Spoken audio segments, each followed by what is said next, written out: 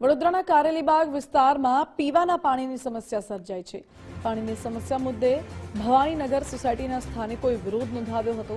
કારેલીબાગ પાણીની ટાંકી પાસે પહોંચી લોકોએ વિરોધ દર્શાવ્યો। કોર્પોરેટર મનોજ પટેલ, બંદીશ શાહ સ્થળ ઉપર દોડી આવ્યા અને સમસ્યા મુદ્દે સોસાયટીના સ્થાનિકોએ કોર્પોરેટરનો પણ ઉધડો લીધો। કોર્પોરેટરોએ પીવાના પાણીની સમસ્યાનો સ્વીકાર કર્યો।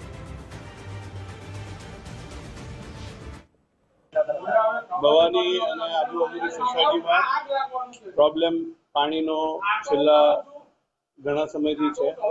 વારંવાર રજૂઆત કરવાથી હમણાં 2 દિવસ પાણી બંધ રહ્યું, એમાં ઘણો મોટો પ્રોબ્લેમ ઊભો થયો। કાલે રક્ષાબંધન છે, કાલે રક્ષાબંધન હતી, એના કારણે આ 4 જણ આવ્યા નહોતા, જેમાં અધિકારી એમના ઘરે મોકલ્યા। આવી આમની રજૂઆત છે કે એમનો નંબર આપ્યો એટલે મોકલ્યા।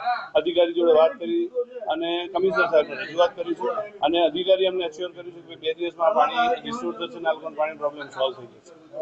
એવું હાલના તબક્કે અધિકારીએ જાણ કરી। અહીં પણ સ્થાનિક અધિકારી હાજર છે અને એમને સાથે રાખીને આ વસ્તુ આપણે સોર્ટ આઉટ કરવા પ્રયત્ન કરીશું। પાણીની જે સમસ્યાનું મૂળ કારણ કે કારેલીબાગ ટાંકીનો જે ઝોન છે વડોદરા શહેરની અંદર સૌથી વધારે ઓછામાં ઓછું 40 થી 45 MLD પાણીની વિતરણ કરવાના આયોજન સાથેનો ઝોન છે, જ્યારે સ્ટોરેજ કેપેસિટી 9 MLD હોય અને 24 કલાકમાં 18, 19, 20 વધુમાં વધુ 20 કે 22 MLD પાણી 24 કલાકમાં આવી શકતું હોય, તેવા સમયમાં 40 MLD પાણીની વિતરણ માટેની જો વ્યવસ્થા કરી હોય કે વિતરણની જવાબદારી લીધી હોય તો ચોક્કસપણે સમગ્ર વિસ્તારની અંદર આ સમસ્યાનો સમસ્યા થાય અને એ સમસ્યાનું નિરાકરણ માટે છેલ્લા ઘણા સમયથી અમારી રજૂઆત છે, ઉપરના લેવલની અંદર પણ રજૂઆત છે।